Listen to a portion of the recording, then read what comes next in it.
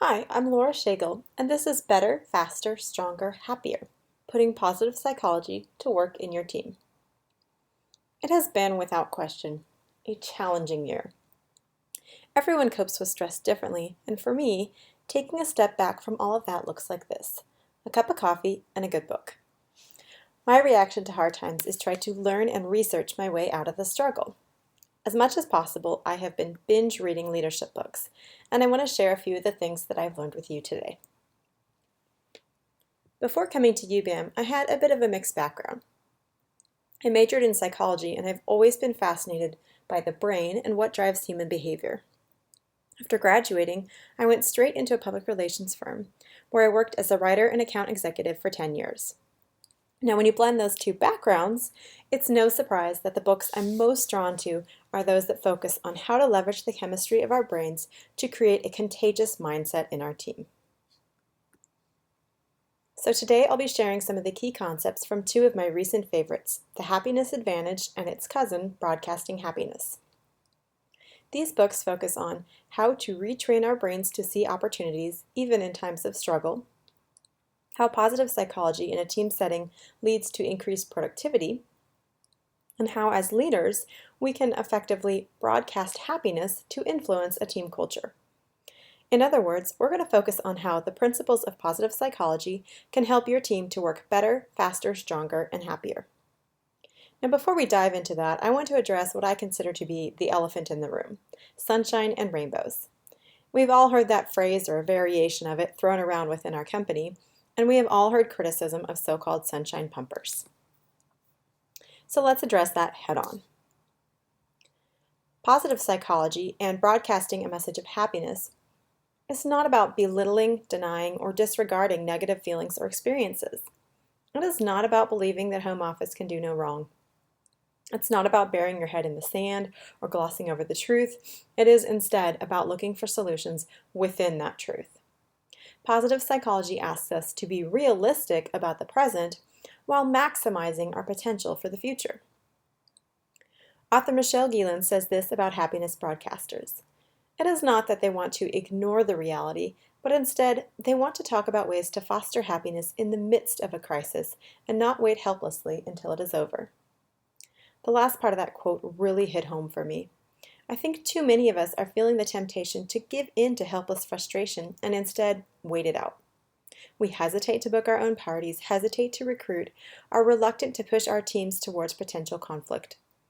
What this approach gets us is shrinking teams, loss of momentum, and that sinking feeling in our stomachs when we realize our paycheck is dwindling too. It stacks the deck against ourselves and against our company. Waiting helplessly for the storm to pass does not work.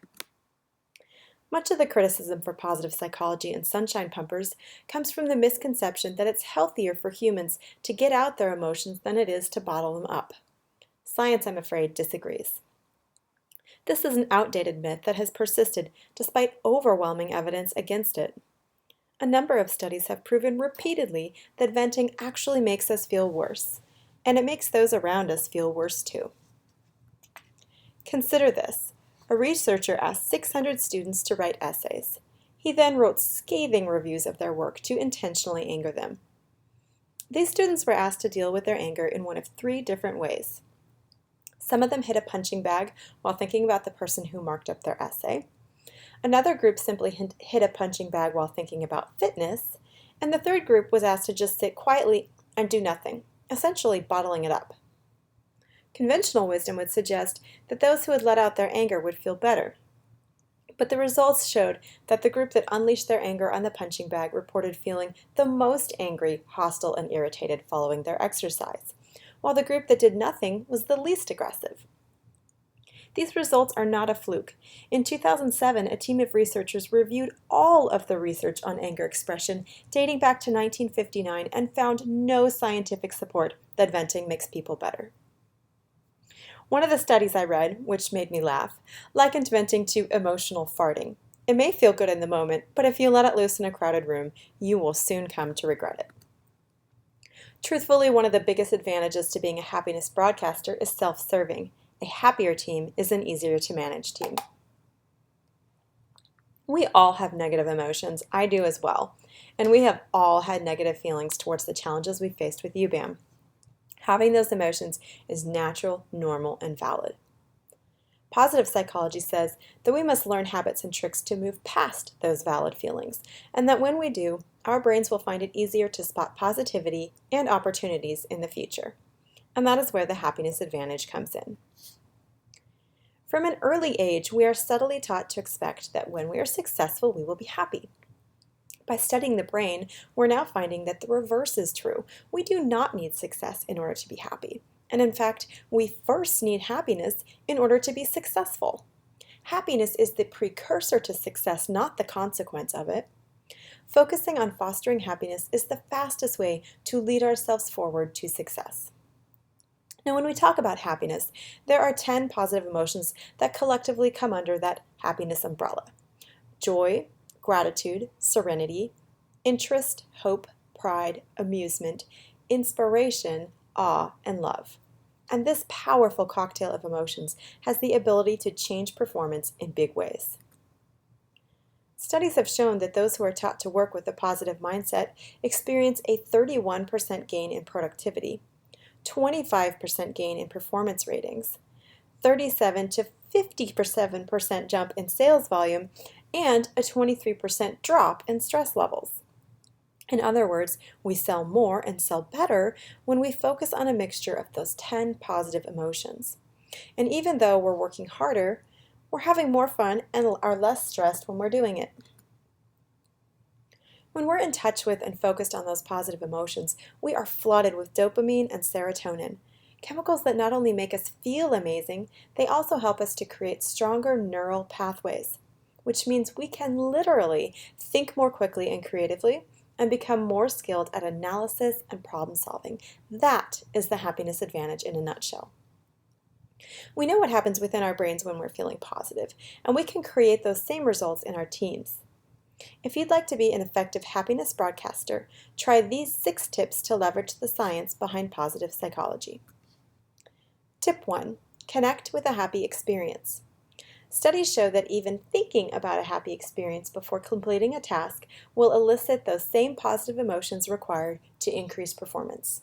So before sending your team on a booking blitz or another challenge, connect them to a happy experience and really help them visualize it. It doesn't even need to be a UBAM warm fuzzy. It can be any positive experience in their life.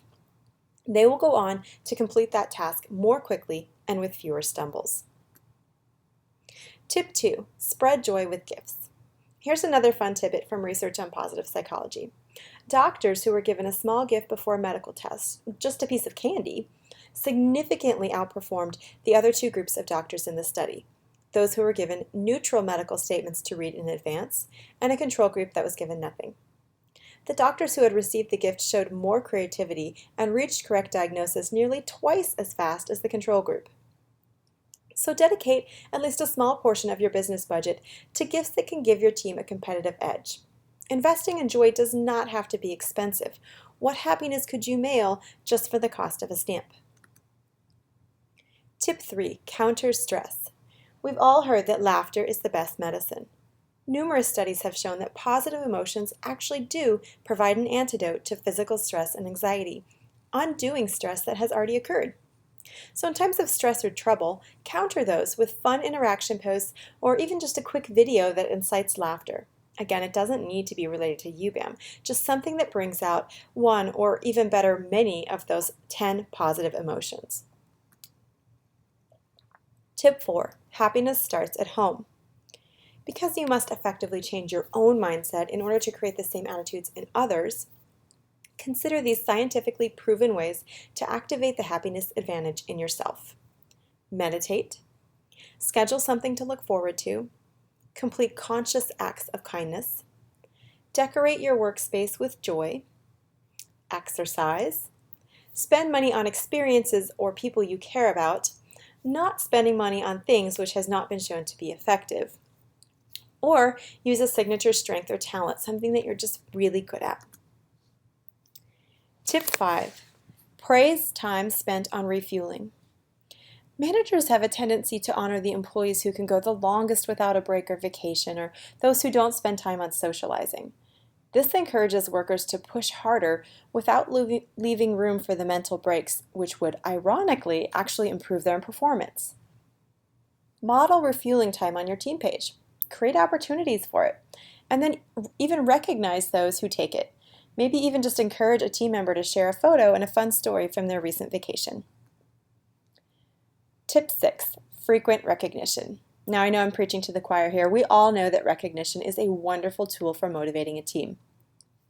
Here's why it is important not to shortchange this step. Studies show that recognition and encouragement are more motivating than money. The ratio of positive to negative interactions required to make a team successful is 2.9. So to be at its most effective, a team needs almost 3 times as much positive encouragement compared to the number of negative setbacks they experience. Aside from the usual celebrating of HOCs, success kits, promotions, you're going to focus on recognizing and praising positive character traits and mindsets when you see them in action. Here's another idea. In your leader meetings, set aside 1 minute where someone gets to talk about another team member who deserves recognition. Not only does this create a positive feeling in the meeting, which is a win in itself, it also means that your leaders will spend the next week actively looking for examples of good work, meaning you're helping them train their brains to see the positive too. The second concept of positive psychology covered by author Shawn Achor is that of the fulcrum and the lever. When it comes to happy thinking, the lever is how much potential we believe we have, and the fulcrum is our mindset, the way in which we approach that potential. The more we shift our mindset, the more power we can create with the same effort expended. Let's focus first on the lever, which is what we believe is our reality and our future potential. Anyone who's familiar with placebos and the placebo effect knows that our expectation of a situation can change even our physical outcome. Consider this unusual experiment in which a researcher effectively turned back the clock on aging. In 1979, Ellen Langer brought together a group of 75-year-old men for a week-long retreat. They were told to bring along no pictures, newspapers, or anything else dated later than 1959, and were told to pretend it actually was 1959 in their attire, actions, and conversations.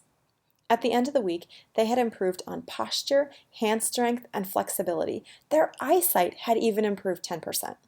The only thing that had changed was their perception of their reality. We can't completely change reality, but we can use our brain to change how we process the world, and that in turn changes how we react to it and the actions we decide to take.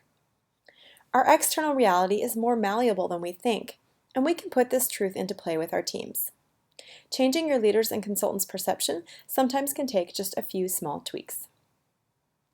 Tip 1. Reframe the job. Past research has shown that employees identify with one of 3 work orientations: a job, career, or a calling. In our line of work, we could probably also add hobby. Those who consider their work a calling find it more rewarding, work harder, and work longer. You can help create this mindset shift in your own team by beginning to refer to it as your calling. Throw a mini team challenge where you have them rewrite their job description in a way that would make others want to do it for life. Tip 2, elevate the mundane. How many of us are guilty of knowing exactly what we need to do to boost our businesses, but not wanting to put in the effort on tedious or uncomfortable tasks?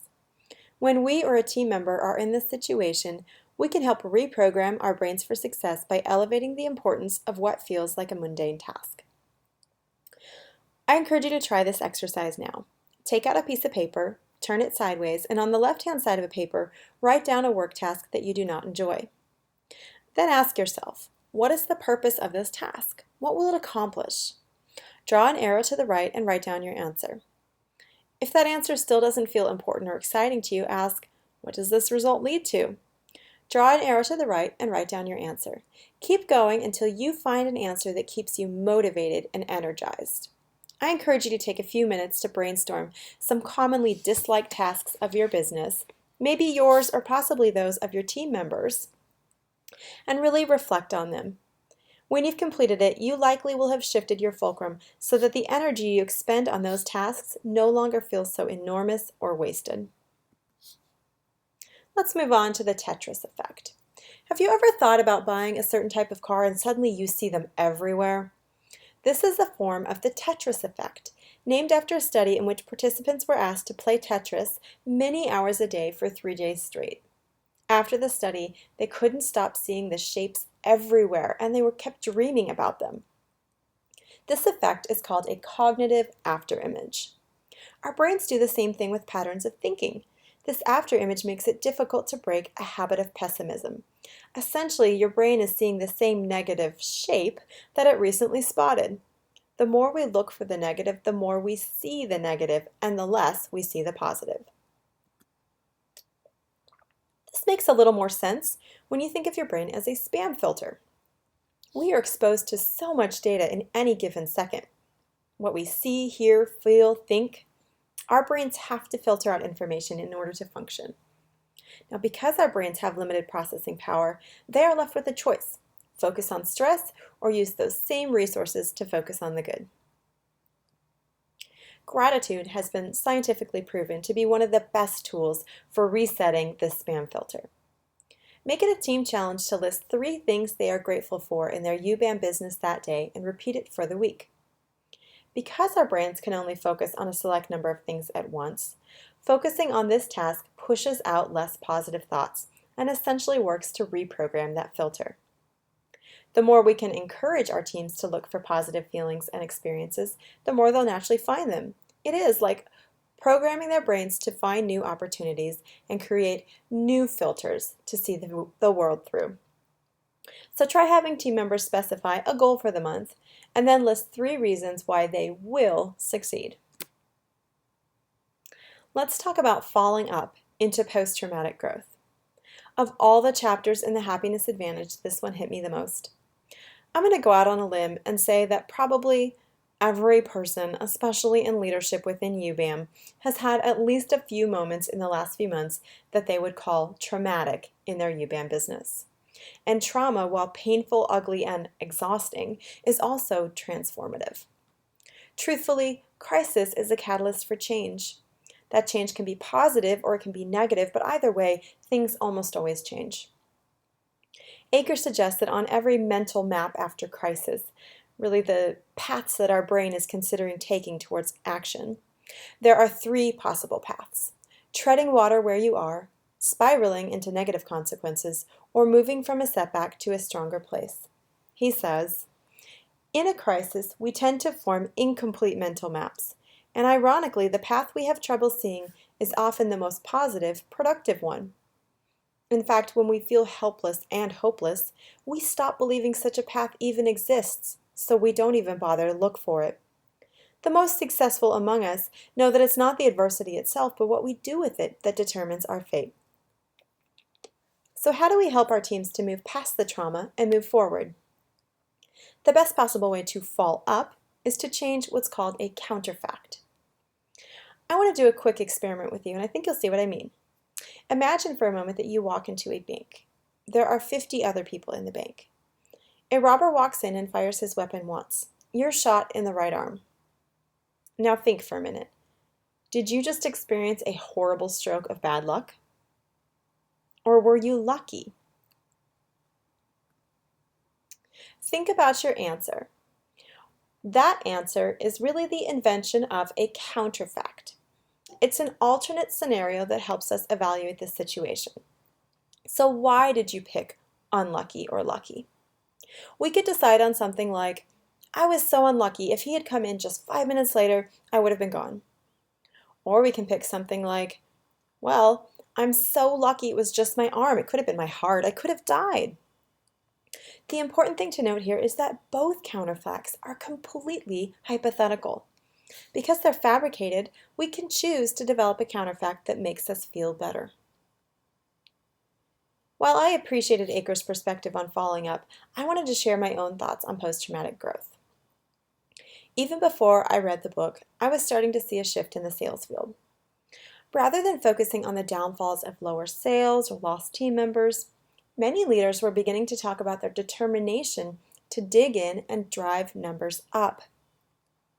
This determination, fueled in part by a sense of desperation, it's fierce. It has led me to believe that we are on the cusp of enormous success. In fact, I don't just believe it, I am dead certain of it. That's because when you look at those around you in your UBAM business, those people and you yourself, they're the survivors. For the most part, and I'm sure there will be small exceptions, those who were going to leave UBAM will have already left. Those of us who remain have put in a lot of sweat, blood, and tears, and after all that, we don't want to walk away without a payoff for that pain. If we're still here, it's because we are committed. We're not going anywhere, so we might as well go up. Losing team members and customers, dealing with anger and negativity all day, those things hurt. And the human spirit is both tenacious and predictable. When we're in a place of hurt, we scrabble and scratch our way to climb out of it. In the landscape of UBAM, that means that we now have hundreds and thousands of us who are preparing to buckle down and make big things happen no matter what it takes. Just imagine how powerful we are when we operate from that same place together. Success is inevitable. UBAM has had what Randall so eloquently termed a temporary failure. Failure is an opportunity for growth. It is the ability to move forward not despite the setbacks, but because of the setbacks. We have a greater resolve than ever, precisely because we have faced more challenges than ever.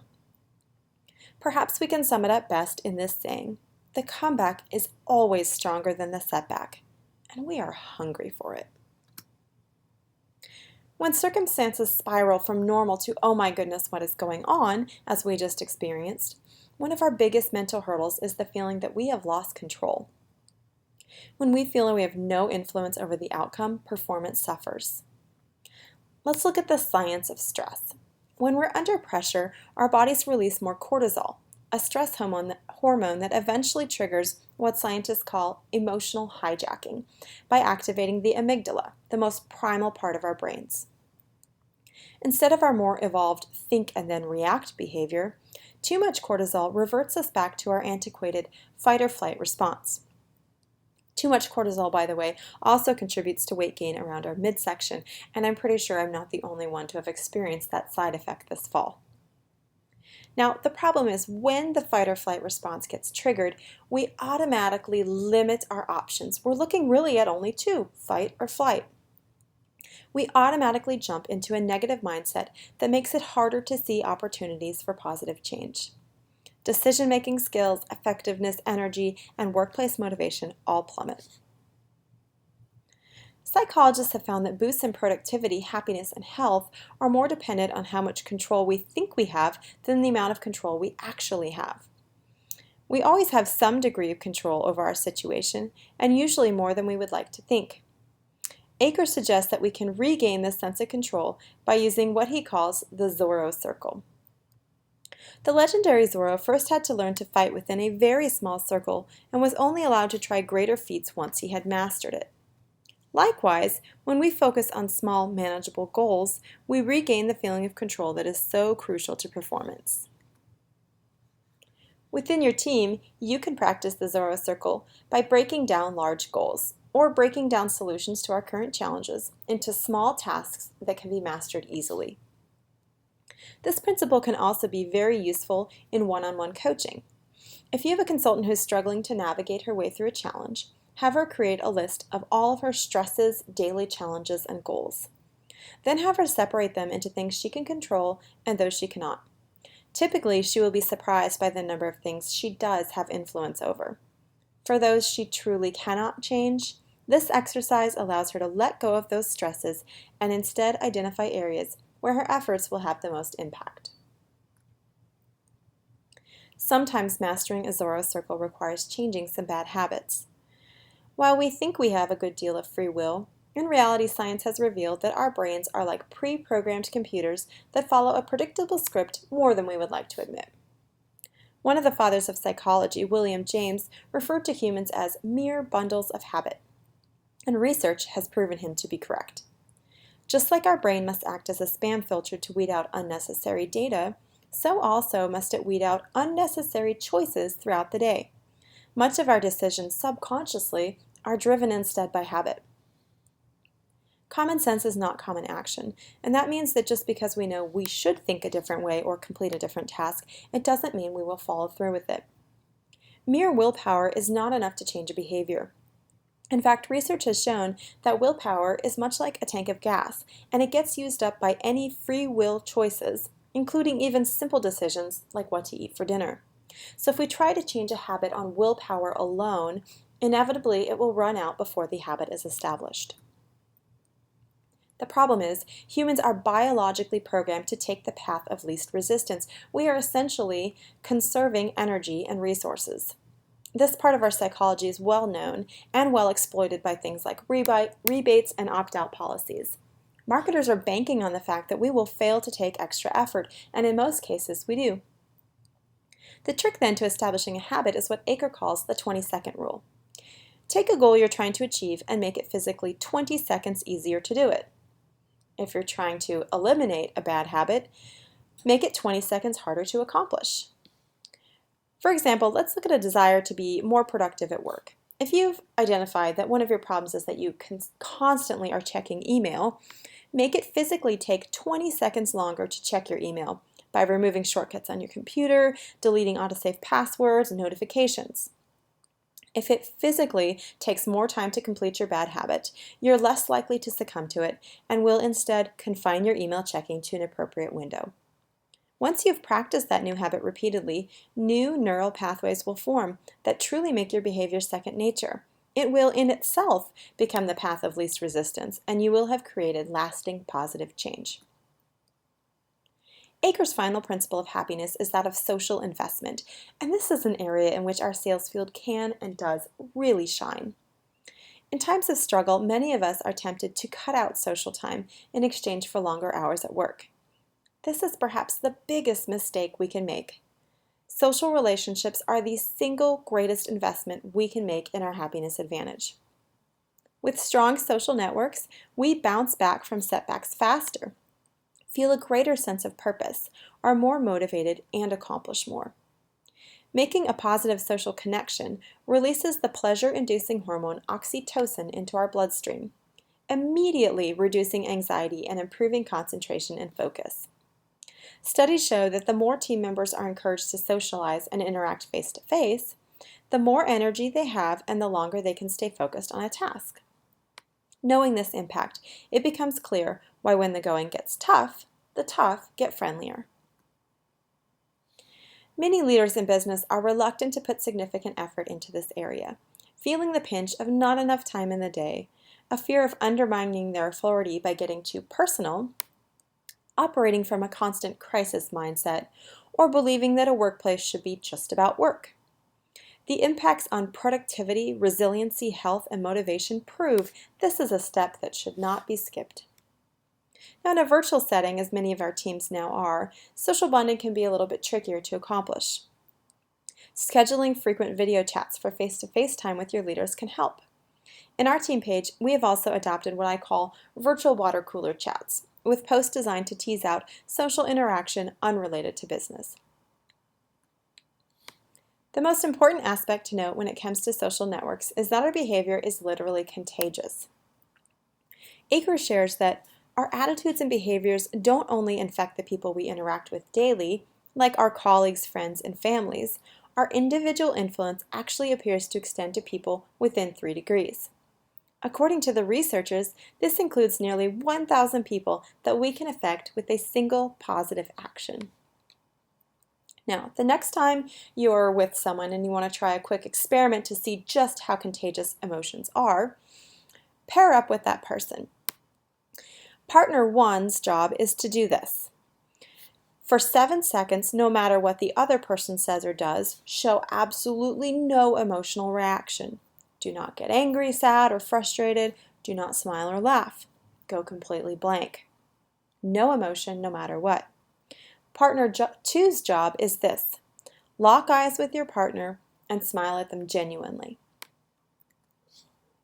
If you try this out in person, I'm going to bet that partner 1 will flunk the test.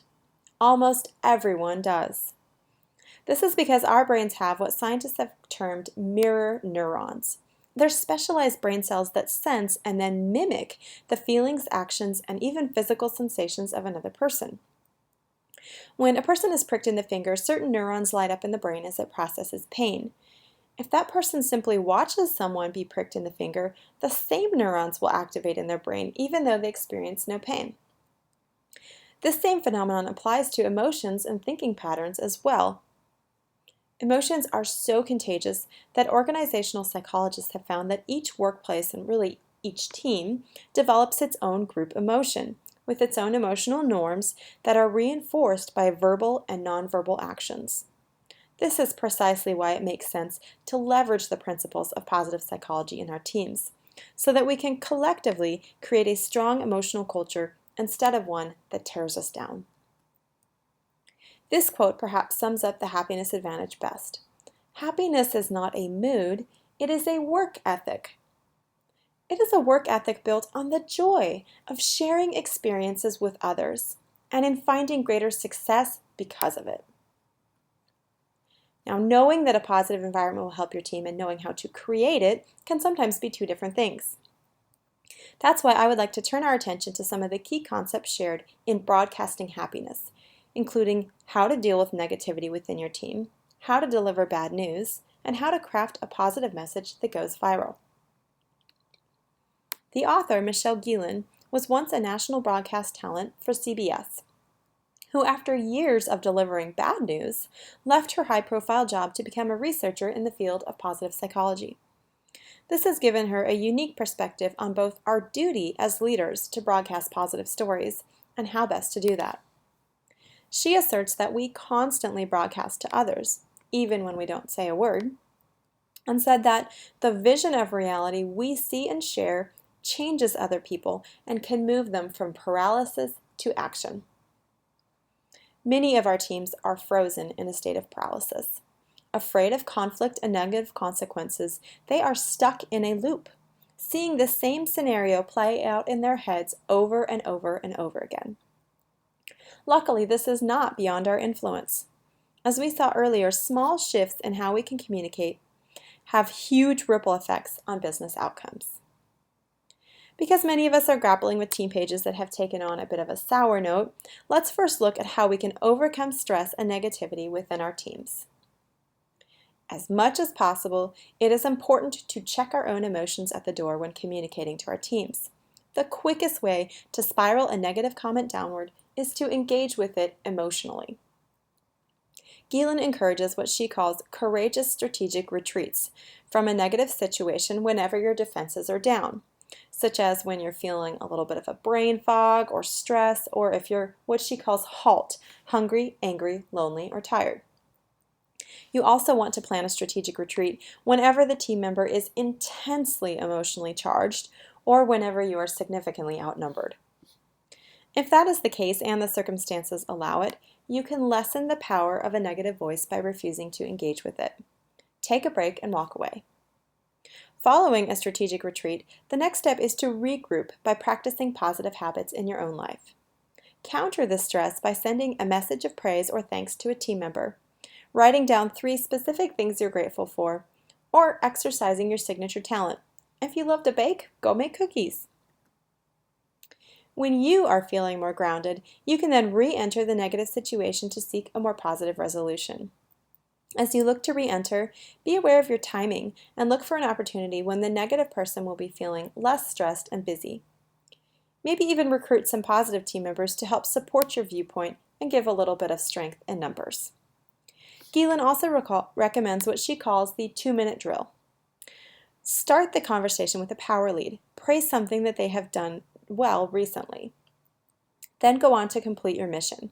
Know in advance the steps that may be needed to problem solve their issue and plan to cover those quickly without getting bogged down in emotions involved. Then leave on a good note. Show gratitude and praise for your team member and exit swiftly. Because emotions are so contagious, there may be times when, no matter how much we would like to retreat, we need to weigh in on negativity that may be spreading on our team page. Now, opinions will vary and strategies themselves will need to vary depending on the content of the post and the circumstances. So there is no one-size-fits-all answer on how to deal with a negative post. But in general, what I have found to be effective in my team is to formulate a response that acknowledges feelings but doesn't swing into validating them. For example, I understand that's so frustrating. That is acknowledging versus, I understand you're feeling frustrated. This is so unacceptable, and you have every right to feel that way in this situation. That is validating them. Keep it just an acknowledgement of their feelings. That helps you to keep the response focused on facts and 100% free of additional emotion. You also want to offer a positive outlook for others to relate to, so that bystanders in your group have an alternate counterfact to focus on. Explain how additional support will be given to the original poster to resolve their issue, such as a team leader who will be reaching out to her. Then, if the post warrants it, I do not always do this, but if it's something that needs to take this action, I will go ahead and turn off comments, but only after I have first explained why it will be done. For example, we're working to resolve this issue with Susie Q privately. Because this post is an issue specific to her order that can't be resolved on the team page, I'm going to go ahead and turn off comments now that she's received the help she needs. Of course, this is obvious, but in the thick of it, sometimes we all need this reminder. Negative people are not bad people. They are simply good people with clouded lenses. They're good people with a spam filter that's operating with a few different rules. Work towards providing the 3-to-1 ratio of positive to negative experiences and counter their negativity with a triple dose of recognition for their positive expressions and actions. People can change. Now, as much as we would love for our workplace to be trouble-free, bad news is inevitable. Learning how to present it to your team can help prevent negativity from brewing in the first place. If done right, bad news can actually create bonds and a deeper sense of connection within your team. Gielan suggests the 4 C's approach to delivering bad news. The first step is to create social capital, something you want to be working on consistently.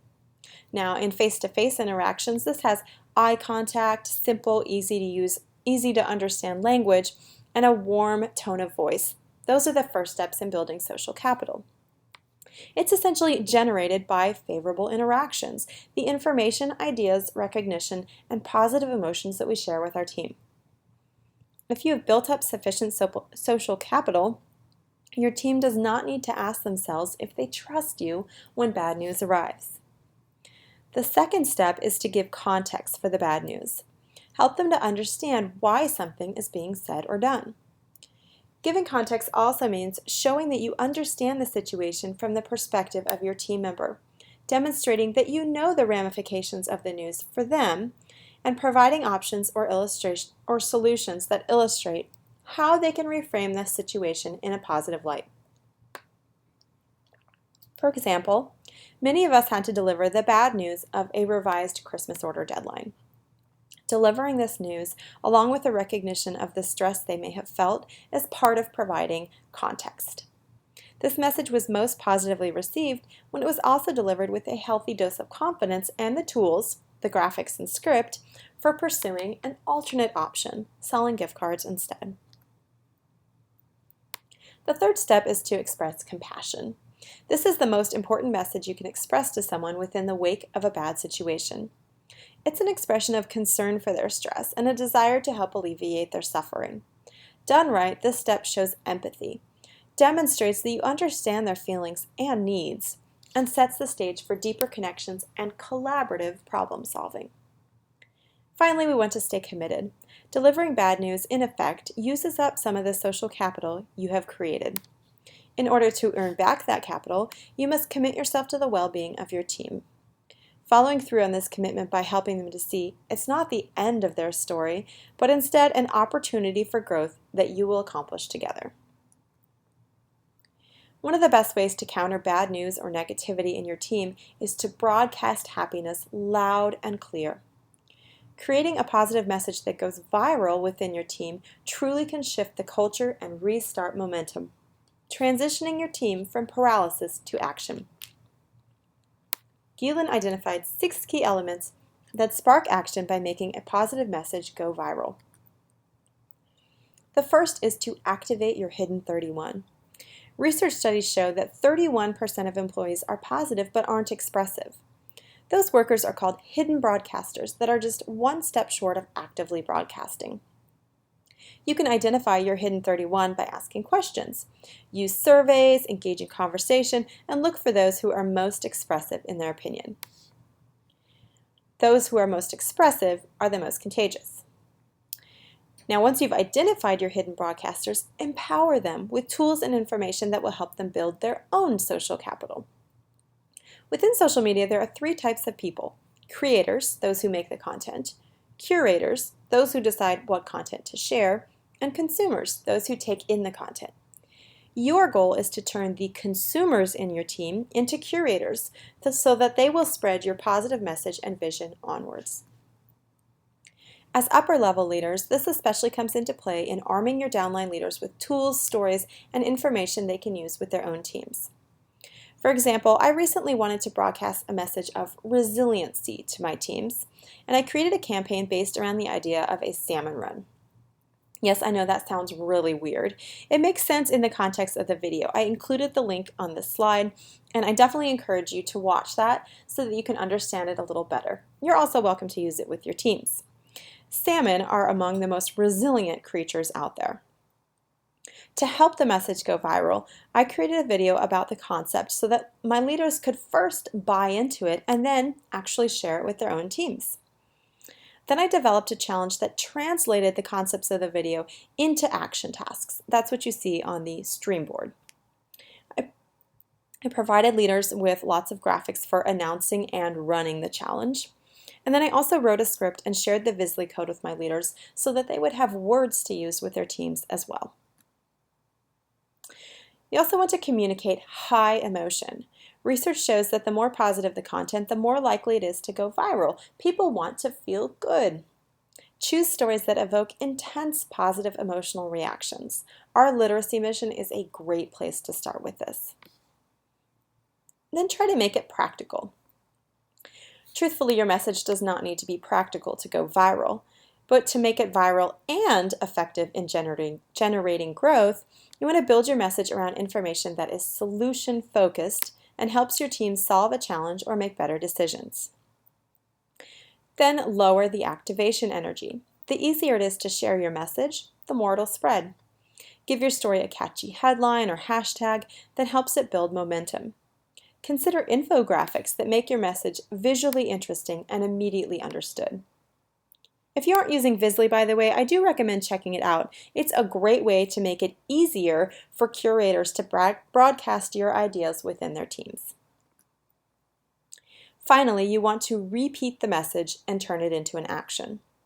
Just as we often don't process an advertisement the first time we see it, it can take several repetitions of a positive message before it is truly internalized by your audience. So don't be afraid to revisit a story or message, and then make it even more effective by encouraging an action. For example, if you would like to foster a culture of gratitude within your team, you can create repetition by encouraging it on a number of fronts, such as having team members post selfies, holding up a note listing one thing that they are grateful for. Have team leaders post quotes about gratitude. Have a different team member share a gratitude post on the team page each day. And even making a video showing the creation of a gratitude board. This layering and repetition will turn a good message to a great one that sticks. Shifting to a positive mindset can take practice and creativity to be effective. So be patient with yourself and give yourself grace as you learn new habits. But the payoffs in performance of your team will be enormous. We've been through challenging times, and there will be more challenges ahead. But as leaders, we still have all the tools we need to change the atmosphere and effectiveness of our teams. Utilizing the proven principles of positive psychology, we can create a mindset in ourselves and others that will boost productivity, redefine our reality, and strengthen bonds. This mindset will create a viral movement that will spawn a better, faster, stronger, and happier UBAM culture. It's a movement that starts right here. It's a movement that counts on us, beginning with ourselves. Our comeback is coming, and with these new tools, I am certain we will be ready for it.